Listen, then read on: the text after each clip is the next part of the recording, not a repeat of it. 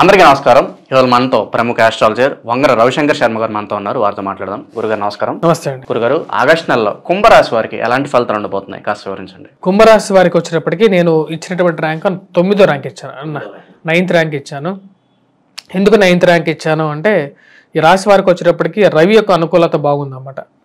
మిగతా గ్రహాలు అంత కరెక్ట్గా లేకపోయినా సరే ఈ రాశి వారికి బాగున్నటువంటి మంచి ఫలితాన్ని ఇచ్చేది కుజుడు బాగున్నాడు. యాక్చువల్గా వచ్చేటప్పటికి ఇప్పుడు 6th పొజిషన్లో కుజుడు 27వ తారీఖు వరకు మంచి అనుకూలమైనటువంటి ఫలితాలు ఇస్తున్నాడు. కాకపోతే గురువు యొక్క అనుకూలత అనేది బాగాలేదు. గురువు ఈ రాశి వారికి 4th పొజిషన్లో గురువు ఉన్నాడు. మరి వాటితో పాటు మిగతా గ్రహస్థితి మనం గమనించినట్లయితే తృతీయ ధనస్థానంలో రాహువు, అష్టమంలో వచ్చినప్పటికీ కేతువు. కొద్దిగా ప్రతికూలమైనటువంటి ఫలితాలే ఎక్కువ ఉన్నాయన్నమాట. కాకపోతే ఈ రాశి వారికి వచ్చేటప్పటికి 27వ తారీఖు వరకు మంచి ఫలితాలు ఇవ్వగలిగినటువంటి గ్రహం వచ్చేటప్పటికి కుజుడు. మరి అదేవిధంగా ఈ రాశి వారికి మిగతా విషయాలు మనం గమనించినట్లయితే కుజుడు 27వ తారీఖు తర్వాత తను వెళ్తున్నటువంటి సప్తమంలోకి వెళ్తే అనుకూలంగా అవ్వడు. అదేవిధంగా మిగతా విషయాల్లో రవి యొక్క అనుకూలత కూడా అంత అనుకూలంగా లేదు. కుజుడు ఎప్పుడైతే అనుకూలంగా ఉంటాడో సమయం బాగుంటుంది. ఎందుకు 9th ర్యాంక్ ఇచ్చానంటే దాని కారణం రాహుకేతువులు ఇద్దరు ప్రభావం అనేది ఉంది. జన్మరాశిలో శని ఉన్నాడు.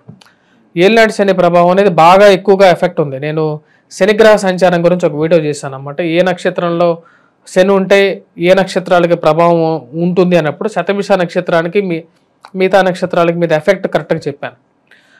ఎవరైనా చూడనట్లయితే ఆ యొక్క వీడియో కూడా చూడొచ్చు. అంగా గోచారం అంటారు. అంగ గోచారంలో వచ్చేటప్పటికి నక్షత్ర రీత్యా ఉంటుంది.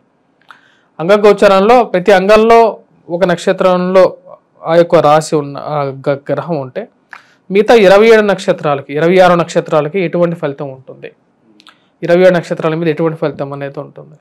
ఈ యొక్క రాశి వారికి ఆరోగ్యపరంగా కొన్ని జాగ్రత్తలు అనేవి తీసుకోవాలి. ఎందుకంటే జన్మరాశిలో వచ్చేటప్పటికి ఈ యొక్క శని గ్రహం ఉన్నప్పుడు ప్రభావం అనేది కొంచెం ఎక్కువగానే ఉంటుంది. అదేవిధంగా ఈ రాశి వారికి వచ్చేటప్పటికి రాహు ధనస్థానంలో ఉండటం, అష్టమంలో కేతు ఉండటం కూడా వైవాహిక జీవితంలోనూ డబ్బు విషయాల్లోనూ కొన్ని డిస్టర్బెన్సెస్ అనేవి కొద్దిగా ఎక్కువగా ఉంటాయి. అలా గురుగారు, ఈ రాశి వారికి వృత్తిపరంగా ఎలా ఉండబోతుంది? ఏమన్నా పదవులు, ప్రమోషన్స్ ఇలాంటివి ఏమన్నా వచ్చే అవకాశం ఉందా? వృత్తిపరంగా 27 రోజులు కొంచెం అనుకూలంగా ఉంటుంది. జాబ్ పరంగా ట్రయల్స్ వేయటము, కొత్త అయిపోయినటువంటి జాబ్ అయిపోతున్నది, మీకు టర్మ్ పీరియడ్ అయిపోతుంది అన్నటువంటి వారికి కూడా కొంచెం ఎక్స్టెన్షన్ దొరకటం అనేది కొంచెం రిలీఫ్గానే ఉంటుంది అన్నమాట. ఈ యొక్క రిలీఫ్ అనేది రాశి వారికి 27వ తారీఖు వరకు ఉంటుంది. 27 తర్వాత కొంచెం రాశి వారికి కొంచెం ఎక్కువ ప్రభావం అనేది ఉంది. కొంచెం నెగిటివ్నెస్ అనేది ఎక్కువగా ఉంది. నేను ఎందుకు చెప్తున్నానంటే కొంచెం జాగ్రత్తగా ఎక్కువగా ఉంటారని, అంతే లేకుండా ఉంటే ఎవరో నెగిటివ్నెస్ చెప్పాలనుకోరు. కాకపోతే 27వ తారీఖు తర్వాత షష్టమంలో ఉన్నటువంటి కుజుడు సప్తమంలోకి వెళ్ళినప్పుడు, అదేవిధంగా రవి యొక్క గ్రహాలు కూడా అంత బాగలేవు. సో కాబట్టి ఈ రాశి వారు 27 తర్వాత చాలా జాగ్రత్తగా ఉండాలి. సో మొదటి 27వ తారీఖు వరకు బాగుంది. ముఖ్యంగా ఉద్యోగ పరంగా కొంచెం ఎక్స్టెన్షన్ దొరకటం, మారాలనుకున్నటువంటి పరిస్థితిలో జాబ్ దొరకటం, పోయినటువంటి వారికి కూడా ఉద్యోగం దొరకటం, ఒక రిలీఫ్ దొరకటం అనేది ఉంటుంది. అలాగే విద్యార్థుల పరిస్థితి అంటే వీళ్ళకి ఫారెన్ యూనివర్సిటీలో ఏమన్నా సీట్స్ దొరికే అవకాశం ఉందంటారు? విద్యార్థుల పరంగా ఈ రాశి వారికి ఎలా ఉండబోతుంది? విద్యార్థులు అయితే ఈ రాశి వారు కష్టపడి చదవాలి. ఫస్ట్ థింగ్ 27వ తారీఖు వరకు టైం బాగుంది. ఎందుకంటే విదేశీయాన సంబంధితమైన విషయాల్లో ఈ రాశి వారికి ఇప్పుడు టైం అంత బాగాలేదు. కాకపోతే కొద్దిగా కష్టపడి చదవాలి. టైం బాగున్నప్పుడు కొద్దిగా ప్రయత్నం చేస్తే ఈజీగా అబ్రాడ్ అనేది వెళ్ళగలుగుతారు. రాబోతున్నటువంటి పరిస్థితి అయితే వచ్చేటప్పటికి వీరికి అంత అనుకూలమైనటువంటి గురువు బాగాలేడు యాక్చువల్గా. సో కాబట్టి కొంచెం జాగ్రత్త అనేది ఎక్కువగా ఉండాలి. అలాగే కోర్టు వ్యవహారాలు, భూ కబ్జాల గురించి ఏమన్నా వీటిలో ఇరుక్కున్న వాళ్ళు ఉంటారు, వాళ్ళ పరిస్థితి ఏంటంటారు? యాక్చువల్గా కోర్టు సంబంధితమైన వ్యవహారాలు కానీ, భూ సంబంధితమైనటువంటి లావాదేవీలు కానీ, రియల్ ఎస్టేట్ సంబంధితమైన వ్యవహారాల్లో కానీ కొంచెం అనుకూలత బాగుంటుంది. షష్టమంలో ఉన్నటువంటి కుజుడు యోగకారకుడు అన్నమాట.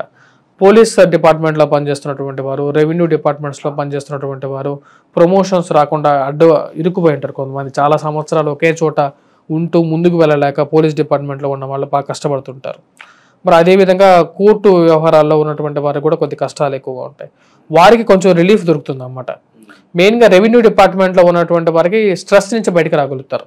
ఒక స్ట్రెస్ బర్స్ట్ 27th వరకు ఆగస్టులో బాగుంటుంది. 27th తర్వాత కొంచెం మళ్ళీ కాంప్లికేటెడ్ సిచ్యువేషన్స్ కొన్ని వస్తాయి. నేను అంటే ఉన్నది ఉన్నట్టుగా చెప్పాలి ఎప్పుడైనా. అలాగే వ్యాపారస్తులకి, వీళ్ళు కొత్త వ్యాపారాల్లో పెట్టుబడి పెట్టడానికి మరి రిస్క్ ఫ్యాక్టర్ ఎలా ఉందంటారు వ్యాపారస్తులకి? వ్యాపారస్తులు కూడా ఏ బిజినెస్లో పెడుతున్నారు అనేది ఇంపార్టెంట్ ఫ్యాక్టర్. ఇప్పుడు ఆలోచించుకునే పెట్టాలి. కాబట్టి ఫస్ట్ 27 days అయితే ఇందాక చెప్పిన విధంగానే బిజినెస్ పరంగా బాగానే ఉంటుంది, కానీ ఖర్చు ఎక్కువ ఉంటుంది రాశి వారికి. అష్టమంలో ఉన్నటువంటి కేతువు, సప్తమ ధనస్థానంలో ఉన్నటువంటి రాహువు, జన్మరాశిలో శని యొక్క దృష్టి అష్టమాన్ని చూస్తుంది, సప్తమాన్ని చూస్తుంది, తృతీయాన్ని చూస్తుంది, రాజ్యస్థానాన్ని చూస్తుంది. కాబట్టి ఈ రాశి వారికి ఏంటంటే జాబ్ విధంగా మార్పులు చేర్పులు చేద్దామా అనే ఆలోచన అనేది ఉంటుంది. కాకపోతే ఈ రాశి వారికి షష్టమంలో ఉన్నటువంటి కుజుడు యోగకారకుడు కాబట్టి నేను 9th ర్యాంక్ ఇచ్చాను. లేకపోతే ఇంకా డౌన్ కూడా తీసుకెళ్ళచ్చు. ఇప్పుడు 12th ర్యాంక్ కూడా ఒక రాశికి ఇచ్చాను. అది కూడా ఎందుకంటే ఇచ్చారంటే 12th ర్యాంక్ ఇవ్వాలి, బట్ ఒకరు ఫస్ట్ వస్తున్నారంటే ఇంకొకరు లాస్ట్లో ఉండాలి కదా. ఫస్ట్ ర్యాంక్ ఒకరికంటే సెకండ్ ర్యాంక్ ఇంకొకరికి ఉండాలి, అందరికీ ఫస్ట్ ర్యాంక్ రాదు కదా. అలాగే ఈ రాశి వారికి వివాహ సంబంధ ప్రయత్నాలు ఫలించే అవకాశం ఉంటాయి అంటారా? వివాహ ప్రయత్న సంబంధితమైన విషయాల్లో అంటే రెస్పాన్స్ ఉంటుంది, కానీ కొంచెం ఎక్కువగా ప్రయత్నం చేయాలి. ఆల్రెడీ వివాహం చేసుకున్నటువంటి వారు కూడా మాట్లాడేటప్పుడు జాగ్రత్తగా మాట్లాడడం, ఆ మాటల్లో కొన్ని మార్పు చేర్పులు చేసుకొని మాట్లాడటం, కోపాన్ని కొంచెం తగ్గించుకొని మాట్లాడటం, సరళంగా మాట్లాడడానికి ప్రయత్నం చేయటం అనేది ముఖ్యం. కానీ రాశి వారికి వైవాహిక జీవితం బాగుంటుంది.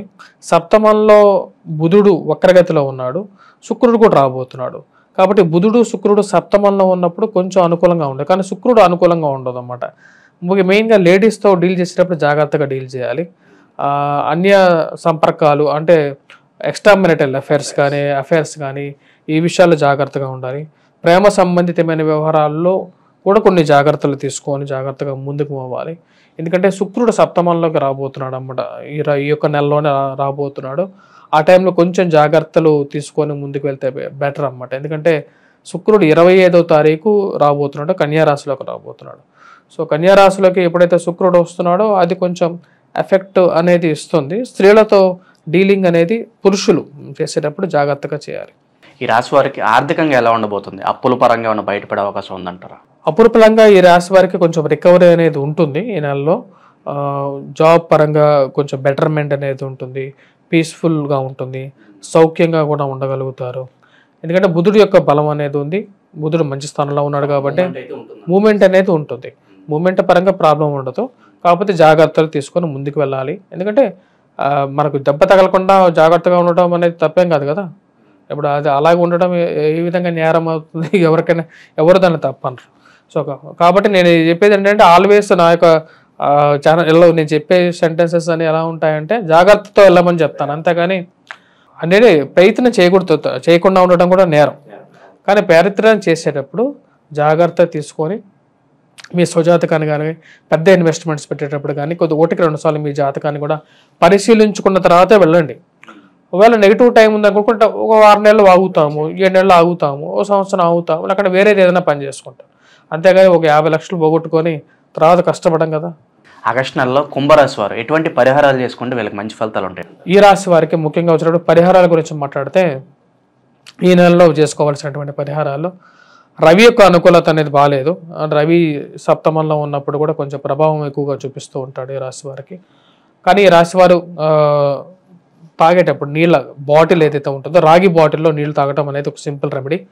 అదేవిధంగా వచ్చేటప్పటికి తామ్ర పాత్ర ఉంటుంది కదా, అంటే రాగి గిన్నెలో పాలు తీసుకొని, ఆవు పాలు తీసుకొని దానిలోనే కొంచెం పసుపు వేసుకొని దానితో శివుడికి అభిషేకం చేస్తే, పసుపు పాలతో ఆవు పాలతో శివాభిషేకం చేస్తే మంచి ఫలితం ఉంటుంది. ఇది విద్యార్థులకి, ఉద్యోగస్తులకి, ఎవరైతే కొత్తగా గృహం కొనుక్కోవాలనుకున్నటువంటి వారు వీరికి కూడా అనుకూలంగా ఉంటుంది. గోధుమ రొట్టెలను చేసేసి గోధుమ రొట్టెలని ఎక్కడైనా సరే స్కూల్స్లో కానీ లేకపోతే దేవాలయంలో కానీ శివుడికి దానికి నివేదన పెట్టిన తర్వాత గోధుమ రొట్టెల్ని ఆవుకు తినిపించడం కానీ, లేకపోతే విద్యార్థులకు కానీ ఎవరికైనా సరే పంచిపెట్టినా సరే మంచి అనుకూలంగా ఉంది. లేకపోతే స్వీట్ తయారు చేసి కూడా పెట్టచ్చు.